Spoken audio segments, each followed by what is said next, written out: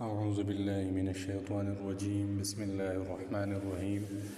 مشکات شریف کا باب اللہ عز و جل کے ذکر اور اس کے تقرب کا بیان جو ہے وہ ختم ہوا۔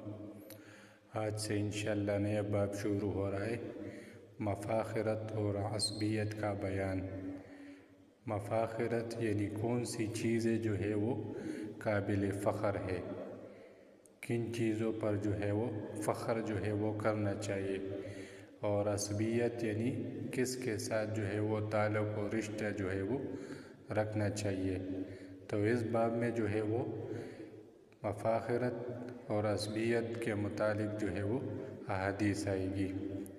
مشکات شریف کی حدیث 4893 حضرت ابو ہریرہ رضی اللہ تعالی عنہ بیان کرتے ہیں کہ نبی کریم صلی اللہ علیہ وآلہ وسلم سے دریافت کیا گیا کہ لوگوں میں زیادہ معزز شخص جو ہے وہ کون ہے، یعنی صحابہ کرام جو ہے وہ نبی کریم صلی اللہ علیہ وآلہ وسلم سے جو ہے وہ سوال کر رہے۔ اب نبی کریم صلی اللہ علیہ وآلہ وسلم کو معلوم ہے کہ صحابہ جو ہے وہ کیا پوچھنا چاہتے ہیں، لیکن وہ جواب دیتے ہیں تو آپ صلی اللہ علیہ وآلہ وسلم نے فرمایا، ان میں سے اللہ کے ہاں زیادہ معزز شخص وہ ہے جو ان میں زیادہ متقی و پرہیزگار ہے۔ ٹھیک ہے، تو یہ جو ہے اس کو تعارف جاہلانہ کرتے ہیں کہ بندہ جو ہے وہ جب سوال پوچھتا ہے استاد سے تو وہ استاد جو ہے وہ اس کا دوسرا مطلب لے لیتا ہے تاکہ یہ شاگرد جو ہے یہ اس کی توجہ حاصل کرے اور یہ اور بھی جو ہے وہ چیزیں جو ہے وہ سیکھے۔ تو نبی کریم صلی اللہ علیہ وآلہ وسلم نے فرمایا کہ معزز شخص جو ہے وہ ہے جو ان میں سے زیادہ متقی اور پرہیزگار ہے، یعنی قرآن میں بھی ہے ان اکرمکم عند اللہ اتقاکم، کہ اللہ کے ہاں جو ہے وہ زیادہ معزز وہ ہے جو کہ متقی اور پرہیزگار ہے۔ تو سب سے پہلے جو قابل فخر چیز ہے وہ جو ہے وہ تقوی ہے۔ تقوی کیا ہے؟ اللہ کی نافرمانیوں سے اپنے آپ کو بچانا۔ ٹھیک ہے، تو یہ جو ہے یہ تقوی ہے۔ تو سب سے پہلے جو قابل فخر چیز ہے وہ تقوی ہے، اور تقوی جو ہے یہ قلب و روح کا اس کے ساتھ تعلق ہے۔ تو پہلے نمبر پر قابل فخر چیز وہ تقوی ہو گئی۔ تو صحابہ نے عرض کیا، ہم اس سے متعلق آپ سے نہیں پوچھ رہے۔ تو آپ صلی اللہ علیہ وآلہ وسلم نے فرمایا، تب معزز شخص جو ہے وہ یوسف علیہ السلام ہے، جو کہ اللہ کے نبی کے بیٹے، اللہ کے نبی کے پوتے اور اللہ کے خلیل ابراہیم علیہ السلام کے بڑ پوتے ہیں۔ یعنی پھر جو معزز شخص ہے وہ یوسف علیہ السلام ہے۔ کیونکہ اس کے والد جو ہے وہ نبی ہے، اس کے دادا جو ہے وہ نبی ہے، اور اس کے پردادا بھی جو ہے وہ نبی ہے۔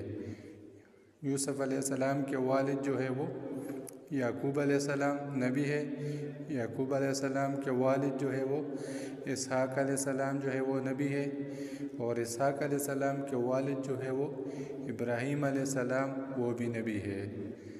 تو پھر جو ہے تم میں سے یوسف علیہ السلام زیادہ معزز شخص ہے۔ تو اگر کسی کی آباء و اجداد جو ہے وہ نیک ہو، صالح ہو، تو یہ بھی جو ہے یہ قابل فخر چیز ہے۔ ٹھیک ہے، تو دوسرے نمبر پر اگر کوئی ایسے خاندان سے تعلق رکھتا ہے، کسی کے والدین، دادا پردادا، آباء و اجداد جو ہے وہ نیک ہے، تو یہ بھی جو ہے یہ قابل فخر چیز ہے۔ تو پھر صحابہ نے عرض کیا، ہم اس کے بارے میں آپ سے دریافت نہیں کر رہے۔ تو آپ صلی اللہ علیہ وآلہ وسلم نے فرمایا، تم عرب قبائل کے متعلق مجھ سے دریافت کر رہے ہو کہ عرب قبائل میں کون سے زیادہ معزز ہے؟ تو انہوں نے عرض کیا، جی ہاں، ہم یہی پوچھنا چاہتے۔ ٹھیک ہے، کہ عرب قبائل میں معزز کون ہے؟